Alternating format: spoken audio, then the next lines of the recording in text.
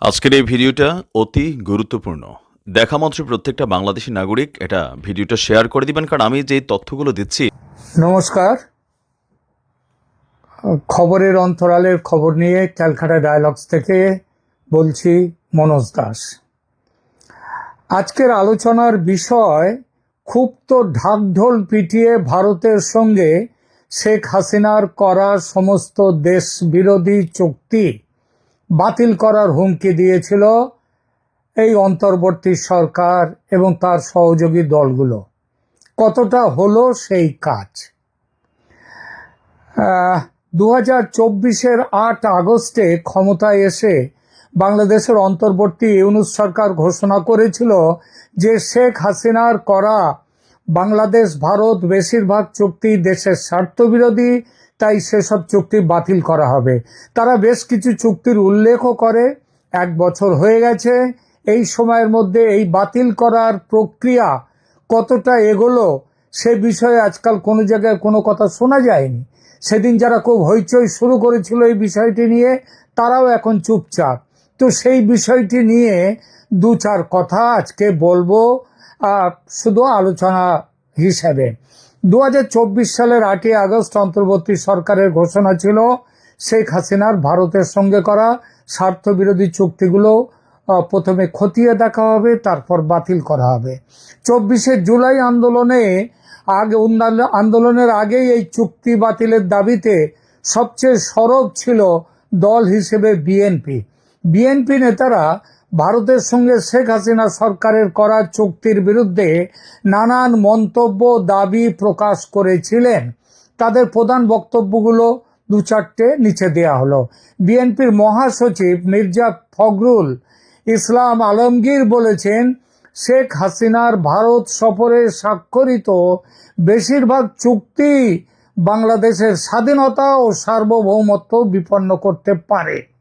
তিনি বলেন, চুক্তিগুলো বাংলাদেশের স্বার্থবিরোধী হওয়ায় বিএনপি এই চুক্তিগুলো প্রত্যাখ্যান করছে। দেশের সার্বভৌমত্ব রক্ষার স্বার্থে বিএনপির জন্ম বলে তিনি উল্লেখ করেন। এছাড়া বিএনপির সিনিয়র যুগ্ম মহাসচিব রুহুল কবির রিজভী, যাকে খুব ভারত বিদ্বেষী বলে যার একটা সুনাম আছে বা দুর্নাম যাই বলুন না কেন, তিনি দাবি করেছেন শেখ হাসিনার আমলে ভারতের সঙ্গে গোপন ও অন্যায্য চুক্তি হয়েছে, যা দেশের স্বাধীনতা ও সার্বভৌমত্বের সাথে আপোষ করেছে। তিনি এসব চুক্তি বাতিলের জন্য অন্তর্বর্তী সরকারের কাছে নতুন করে আহ্বান জানিয়েছেন। বিএনপি নেতারা, আরো সব নেতারাই বলেন, বাংলাদেশকে দীর্ঘমেয়াদে ভারতের গোলামি চুক্তির ফাঁদে ফেলা হয়েছে। তারা আরো উল্লেখ করেন, চুক্তিগুলো একপাক্ষিক, বাংলাদেশের জনগণের কোনো স্বার্থ সেখানে সংরক্ষিত হয়নি। তারা কি কি বিষয়ে ভারতের সমালোচনা করেছেন? সীমান্ত হত্যা, পানির হিস্সা, দেশের অভ্যন্তরে ভারতের রেল ও অবাধ বিচরণের সুযোগ, সামরিক সহযোগিতা, এসব বিষয় নিয়ে তারা গভীর উদ্বেগ প্রকাশ করেছেন এবং এসব চুক্তি জনসমক্ষে প্রকাশের দাবি জানিয়েছেন। বিএনপি নেতাদের বক্তব্যে আরও দেখা যায়, তারা অভিযোগ করেছেন শেখ হাসিনা নিজের ক্ষমতা চিরস্থায়ী করতে ভারতের সঙ্গে এসব চুক্তি করেছেন এবং গণতান্ত্রিক প্রক্রিয়াকে ব্যর্থ করেছেন। সংক্ষেপে বিএনপি নেতারা একে স্বার্থবিরোধী, গোপন, অন্যায্য ও দেশ বিরোধী চুক্তি হিসেবে আখ্যা দিয়ে সরকারের কর্মকাণ্ডের প্রচণ্ড বিরোধিতা করেছেন। তারা বলেছেন যে ভবিষ্যতে ক্ষমতায় এলে এসব চুক্তি বাতিল ও জনগণকে সম্পৃক্ত করবেন বলে আশ্বাস দেন। জুলাই অভ্যুত্থানের সময় থেকে ভারত বিরোধী মনোভাব তীব্রতা লাভ করে বাংলাদেশে এবং 8 আগস্ট ক্ষমতায় পালাবদলের পর নতুন সরকার থেকে চুক্তি বাতিলের একেবারে যথেচ্ছ হুমকি দেওয়া হয় প্রায় প্রতিদিন, প্রতি মুহূর্তে। 1 বছরও বেশি সময় হয়ে গেল। ভারতের সঙ্গে সামান্য কিছু চুক্তি বাতিলের খবর এসেছে বটে, যেমন কলকাতা ভিত্তিক জাহাজ নির্মাতা সংস্থার সঙ্গে প্রায় 180 কোটি টাকার প্রতিরক্ষা চুক্তি বাতিল করেছে বাংলাদেশ। এছাড়া গার্ডেন শিপ বিল্ডার্সকে দেয়া ocean going tag ocean going truck বা জলবাহন তৈরির বরাত বাতিলের ঘটনাও ঘটেছে। এইসব বাতিলের পেছনে ফলে ভারতের সঙ্গে পারস্পরিক সম্পর্কের অবনতি এবং বাণিজ্য এবং রাজনৈতিক অনিশ্চয়তা লক্ষ্য করা গেছে। তবে খবর যা পাওয়া গেছে, ভারত বাংলাদেশের মধ্যে প্রায় 90টির মতো চুক্তি আছে। বাংলাদেশ ভারতের মধ্যে বিভিন্ন সময় অনেক চুক্তি ও সমঝোতা স্মারক স্বাক্ষরিত হয়েছে, যা দ্বিপাক্ষিক সম্পর্ক, বাণিজ্য, নিরাপত্তা, সংস্কৃতি এবং অবকাঠামো উন্নয়নে ভূমিকা রাখে। নিচে কয়েকটি গুরুত্বপূর্ণ চুক্তির বিস্তারিত বিবরণ দিলাম। 1971 সালের বাংলাদেশ ভারতের যে চুক্তি হয়েছিল, যেটার নাম হচ্ছে 7 দফা চুক্তি। বাংলাদেশ মুক্তিযুদ্ধের সময় মুজিবনগর সরকার ও ভারত সরকারের মধ্যকার একটা চুক্তি ছিল এটা। 1972 সালে এটি 25 বছর মেয়াদী মৈত্রী চুক্তিতে রূপান্তরিত হয়। শর্ত ছিল স্বাধীনতা যুদ্ধে ভারতীয় সাহায্য, বাংলাদেশে ভারতীয় বাহিনীর সাময়িক অবস্থান সহ বিভিন্ন বিষয়ে সমঝোতা। তা সেই সাময়িক অবস্থান সেরে যথা নিয়মে ভারতীয় সৈন্য ফিরে এসেছিল ভারতে, বাংলাদেশে থাকেনি। এরপরে 2015 সালের বড় চুক্তি ও সমঝোতাগুলো হয়। সেগুলো কিরকম ছিল? দ্বিপাক্ষিক বাণিজ্য ও নৌপথ, স্থল সীমান্ত, বিদ্যুৎ সহযোগিতা, শিক্ষা, সংস্কৃতি ও প্রযুক্তি, কিছু সমঝোতা, অনেক সমঝোতা। 3,500 মেগাওয়াট এলএনজি ও কয়লা ভিত্তিক বিদ্যুৎ কেন্দ্র বিনিয়োগ ছিল, সেগুলো কিন্তু এখনো চলছে। সামুদ্রিক নিরাপত্তা, মানব পাচার, জাল মুদ্রা বিরোধী কর্মসূচি, এই কর্মসূচিগুলো নিয়ে কয়েক মাস আগে ভারত এবং বাংলাদেশ কিন্তু যৌথ সমুদ্রে তারা মহড়া দিয়েছে। সীমান্ত হাট সম্প্রসারণ ও ছিটমহল বিনিময় হওয়াতে যে বাংলাদেশের লাভ হয়েছে, এ অতি বড় অন্ধ জানে। ভারতের অনেক জমি বেশি চলে গেছে বাংলাদেশের দখলে, সেটা সবাই জানে। তবু রাজনীতি করবার জন্য এগুলো বলা হয়েছে যে ছিটমহল ইত্যাদি বিনিময় করে আমরা আমাদের সার্বভৌমত্ব, স্বাধীনতা হারিয়েছি ভারতের কাছে। এরপরে ধরুন রেলপথ সংযোগ ও বাস চলাচল চুক্তি। আগরতলা, ঢাকা, কলকাতা সরাসরি বাস সার্ভিস চালু হয়েছে এবং রেলপথ পুনরায় সংযুক্তকরণ হয়েছে। এতে লাভ হয়েছে কার? বাংলাদেশ থেকে যে বিপুল সংখ্যক মানুষ ভারতে আসে বিভিন্ন কাজে, সেই কাজগুলোর মধ্যে বড় থাকে মেডিকেল ভিসা পাওয়া, মেডিকেল এখানে চিকিৎসা সংক্রান্ত ব্যাপার। তাহলে তারা বাংলাদেশের কোনো লাভ হয়নি, কিন্তু বলা হচ্ছে কি এতে নাকি শুধু ভারতের লাভ। এরপরে পরিবহন ও ট্রানজিট সম্পর্কিত চুক্তি। একটি দেশ অন্য দেশের ভূখণ্ড ব্যবহার করে তৃতীয় দেশে পণ্য পরিবহন ও ট্রানজিট সুবিধা পাওয়া। এটা তো চীন করেছে পাকিস্তানের সাথে। পাকিস্তানের সাথে এইটাই তো সিপিইসি, তার মূল তো এইটাই, যে অন্য দেশের ভূখণ্ড ব্যবহার করা। কিন্তু ভারতের সাথে শেখ হাসিনা করেছেন, অতএব এটা খুব খারাপ, এর বিরোধিতা করতে হবে। কেন? এর ফলে ভারতের কি সুবিধা হয়েছে? বাংলাদেশের কোনো সুবিধা হয়নি। কিন্তু না, সেগুলো দেখা হবে না, কারণ রাজনীতি করতে হবে। এরপরে ধরুন মাসুলের বিনিময়ে ভারত বহু ক্ষেত্রে বাংলাদেশকে বিভিন্ন সুবিধা দিয়েছে, কিন্তু মাসুল ছাড়াই। এরপরে দেখুন ডিজিটাল পার্টনারশিপ ও পরিবেশ সহযোগিতা। বাংলাদেশ ভারত ডিজিটাল পার্টনারশিপের চুক্তি করেছে। এটা তো হচ্ছে সভ্যতার এগিয়ে যাওয়ার সাথে সাথে ভারত বাংলাদেশকে ডিজিটাল করবার জন্যে এটা হচ্ছে ভারতের একটা বড় ভূমিকা নিয়েছিল। গ্রিন পার্টনারশিপ, ব্লু ইকোনমি ও সমুদ্র গবেষণায় সহযোগিতা, এগুলোর কোনোটাই বাংলাদেশের স্বার্থের বিরুদ্ধে নয়, কিন্তু বলা হয়েছে, প্রচার করা হয়েছে এই সবই নাকি হচ্ছে ভারতের স্বার্থে। প্রতিরক্ষা ও সামরিক শিক্ষা সহযোগিতা, ডিফেন্স সার্ভিসেস, স্টাফ কলেজ, সামরিক শিক্ষায় এক্সচেঞ্জ প্রোগ্রাম, অর্থাৎ বাংলাদেশের যেমন মানুষ তারা যাবে, সামরিক বিভাগের মানুষজন তারা ভারতে যাবে শিক্ষা নেওয়ার জন্যে, আবার উল্টোভাবে ভারত থেকেও বাংলাদেশে আসবে। এই যে এক্সচেঞ্জ করা, এটা হয়েছে, এটা কি খারাপ? এছাড়াও খনি, কৃষি, জলসম্পদ ব্যবস্থাপনা, স্বাস্থ্য, তথ্য প্রযুক্তি ইত্যাদি নানা ক্ষেত্রে নানামুখী চুক্তি হয়েছে দুই দেশের মধ্যে। বাংলাদেশ ভারতের মোট চুক্তির সংখ্যা 90-এর কাছাকাছি, যার মধ্যে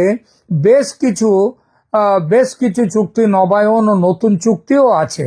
সাম্প্রতিক বছরগুলিতে বিশেষত বাণিজ্য, বিদ্যুৎ, ট্রানজিট এবং সীমান্ত সম্পর্ক উন্নয়নে গুরুত্ব দেওয়া হয়েছে। এগুলো বাংলাদেশের ও ভারতের সরকার বা সংশ্লিষ্ট মন্ত্রণালয়ের ওয়েবসাইটেও পাওয়া যায়, দেখে নিতে পারবেন। বহু চুক্তি বলেছি আগেই, বহু চুক্তি বাতিল হয়নি এবং কিছু চুক্তি এই আমলে কার্যকর পর্যন্ত হয়েছে। চুক্তি বাতিলের সিদ্ধান্ত মূলত ভারত নেয়নি, বাংলাদেশের অন্তর্বর্তী সরকারের পক্ষ থেকে নেওয়া হয়েছে। একদিকে অংশ বিশেষ চুক্তি বাতিল হলেও অনেক ক্ষেত্রে রাজনৈতিক ও অর্থনৈতিক জটিলতা, দ্বিপাক্ষিক সম্পর্কের অবনতি এবং আন্তর্জাতিক প্রভাব কাজ করছে, যা পুরোপুরি চুক্তি বাতিল বা পুনর্মূল্যায়নের ওপর প্রভাব ফেলছে।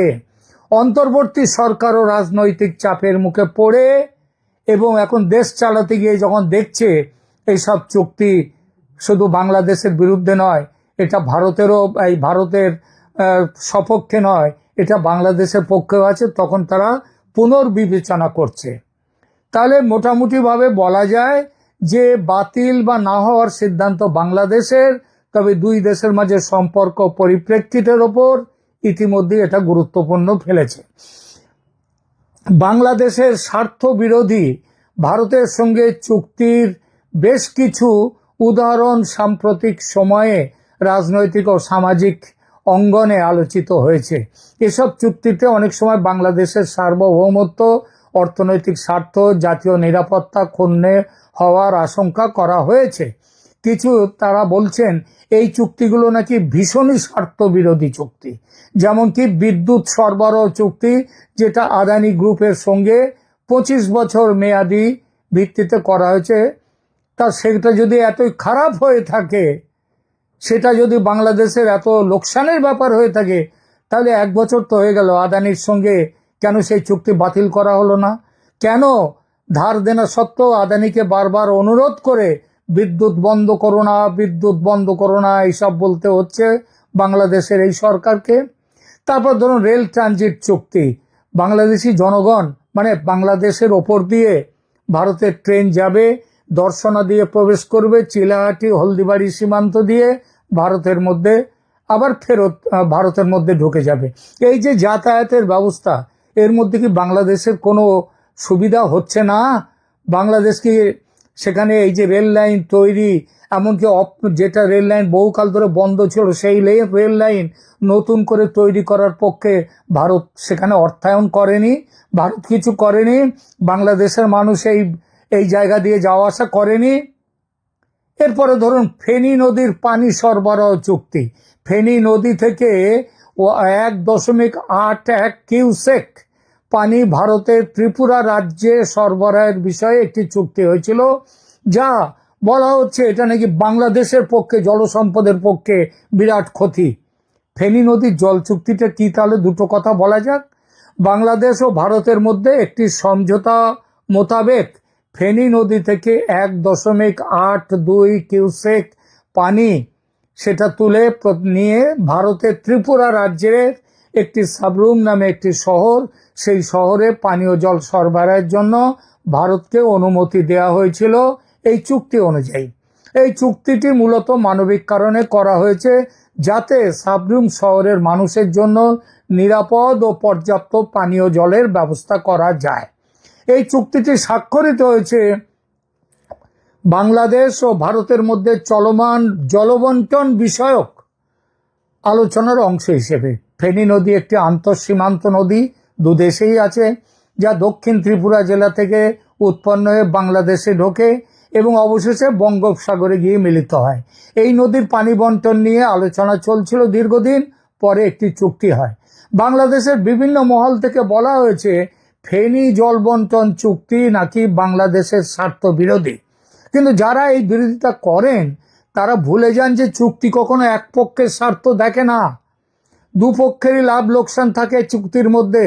গঙ্গার পানি বন্টন চুক্তিতে ভারতের ক্ষতি হলেও ভারত চুক্তি করেছিল আগামী বছর ডিসেম্বরে গঙ্গা চুক্তি মেয়াদ শেষ করবে।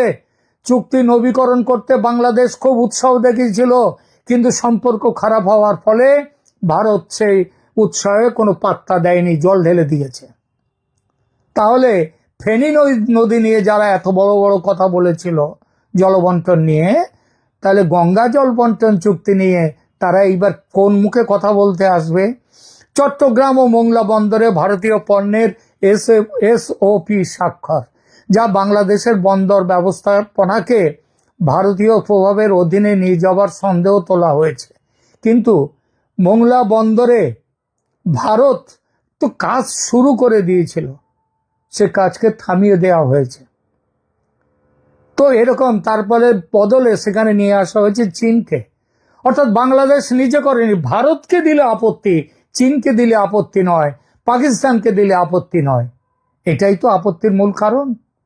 ট্রানজিট ও করিডোর সুবিধা চুক্তি, এটাও একতরফা নয়।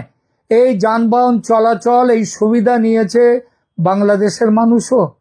উল্লেখযোগ্য যেসব চুক্তি বাতিল হয়েছে তাদের কথা কয়েকটা আগেই বলেছি। ওই জাহাজ নির্মাণ, যে সমুদ্রগামী জলযান, সেইটা বাতিল করা হয়েছে। এসব চুক্তি নিয়ে দেশের বিভিন্ন অংশে আলোচনা, সমালোচনা ও পুনর্বিচারের দাবি জানানো হয়েছিল। কিন্তু দেখা গেল 1 বছর পরেও কিন্তু এসব চুক্তি নিয়ে সরকার তেমন কোনো ব্যবস্থা নেয়নি। এটাই বোঝা যায় যে যখন এই ব্যবস্থাটা নেওয়া হয়েছিল তার পেছনের মূল কারণ হলো ভারত বিরোধিতা, এবং ভারত বিরোধিতাকে সামনে রেখে দিয়ে হাসিনা সরকারের পতন ঘটানোর চেষ্টা। নইলে বলুন, 90টার ওপরে ভারত বাংলাদেশের চুক্তি আছে, আর 1 বছর হয়ে যাবার পর এই 2-1টি ছোটখাটো চুক্তি ছাড়া বাকি সমস্ত চুক্তি বলবৎ রয়েছে। তো মোটের ওপর দেখা যাচ্ছে যে প্রবল হুমকি সহকারে চুক্তি বাতিলের প্রতিজ্ঞা পেশ করেছিল বাংলাদেশের বর্তমান সরকার ও তার সমর্থক রাজনৈতিক দলগুলি, কিন্তু কাজে পরিণত হয়েছে তার অতি সামান্য। পর্বতের মুশিক প্রসব বললে অন্যায় হবে না। বেশিরভাগ চুক্তি কিন্তু বিদ্যমান তাদের জায়গাতেই, সেগুলো বলবৎ হয়নি বটে, তাদের অনেকগুলোই বলবৎ হয়নি, বেশিরভাগই, তবে তা বাতিলের কারণে নয়। আবার অনেক জায়গায় চুক্তি অনুযায়ী কাজ শুরু হওয়ার পর বাংলাদেশের বিরোধিতায় ভারত সেই সব জায়গা থেকে পিছিয়ে এসেছে। আর ভারত বাংলাদেশের মধ্যে যে তিক্ত সম্পর্ক বর্তমানে তৈরি হয়েছে তার মূলেও আছে বাংলাদেশ সরকার প্রধানের অদূরদর্শী ও অপরিণত মন্তব্য এবং একেবারে বুকের ভেতরে পুষে রাখা ভারতের প্রতি, ভারতের মানুষের প্রতি রাজনৈতিক বিদ্বেষ। আর এই বিদ্বেষের জন্যে আজ ভারত বাংলাদেশ সম্পর্ক এতটা খারাপ জায়গায় এসে পৌঁছেছে যে ওই ট্রান্সশিপমেন্ট ফ্যাসিলিটি দেয়া, অর্থাৎ ভারতের আকাশ থেকে, ভারত থেকে যে জিনিস বাংলাদেশের যেসব জিনিস এক্সপোর্ট হওয়া, সেইটা ভারত থেকে যেগুলো করা হচ্ছিল সেটা সম্পূর্ণ আজকে ভারত সরকার বন্ধ করে দিয়েছে। এছাড়া বিভিন্ন রকম বিধিনিষেধ আরোপ করেছে এক্সপোর্টের ওপর। তার কারণ কিন্তু, তার দায় মূলত বাংলাদেশের বর্তমান শাসকের। আর একটা কথা মনে রাখতে হবে যে ভারত বাংলাদেশের সম্পর্ক এতটা খারাপ হলেও যে খাদ্যদ্রব্য নিয়ে যে ভারত থেকে বাংলাদেশে যে সমস্ত চালান যেত, সেখানে সাপ্লাই যেত, ভারত কিন্তু তার কোনোটার ওপরেই কোনো রকম বাধা নিষেধ আরোপ করেনি। তারা বাংলাদেশের মানুষের, তাদের মানে অন্তত পেটের ওপর যাতে কোনো চাপ পড়ে সে ব্যবস্থা কিন্তু ভারত করেনি। এটা তাহলে এখন বাংলাদেশ সরকার বর্তমানে বুঝতে পারছে যে ভারতের সঙ্গে বিরোধিতা করে তাদের কোনো কিছু অর্জন হবে না। সুতরাং আপনারা লক্ষ্য করেছেন নিশ্চয়ই যে ভারত বাংলাদেশ সম্পর্ক, সেই সম্পর্কের বিরুদ্ধে এই মুহূর্তে তিক্ততা সৃষ্টি করতে পারে এমন কোনো মন্তব্য বাংলাদেশের শাসক মহল এবং বিএনপি সহ অন্যরা করছে না। যে বিএনপি একসময় আওয়ামী লীগের ভারত তোষণের বিরুদ্ধে সোচ্চার ছিল, আওয়ামী লীগকে বলতো বাংলা ভারতের দালাল, সেই শেখ হাসিনাকে বলতো ভারতের ভারতের হয়ে কাজ করছেন বলা হতো দেশের স্বার্থ বিসর্জন দিয়ে। সেই বিএনপির নেতারা কিন্তু ভারতে এসে চুপি চুপি ভারত সরকারের সহায়তা লাভের চেষ্টা করছে। এমনকি প্রচণ্ড ভারত বিরোধী এবং হিন্দু বিদ্বেষী দল জামায়াতে ইসলামী, তারাও তাদের নেতাদের কিন্তু ভারতে পাঠাচ্ছে আলোচনার জন্যে। সুতরাং ওই ভারত বিরোধিতা করে বাংলাদেশ কিছু অর্জন করতে পারবে না কোনোদিন। এটা এখন বুঝেছে বিএনপি, জামাত, ইউনূস সরকারের যারা আছেন তারা। আশা করা যায় যদি তারা ক্ষমতায় থাকেন, থাকার সম্ভাবনাটা খুব কম, কারণ নতুন সরকার এলে ইউনূস সরকারকে চলে যেতে হবে। তো যদি তারা ক্ষমতায় থাকেন, বলে দিলাম ভবিষ্যতে ওই চুক্তি বাতিল ইত্যাদি নিয়ে বাজার গরম করার কথা আর তারা বলবেন না। কারণ শেখ হাসিনা কিন্তু বাংলাদেশের স্বার্থ বিসর্জন দিয়ে ভারতের সাথে কোনো চুক্তিই করেননি। তিনি পারস্পরিক স্বার্থের ভিত্তিতেই দুই দেশ চুক্তি করেছে। এখনকার মতো এখানেই রাখছি। ধন্যবাদ।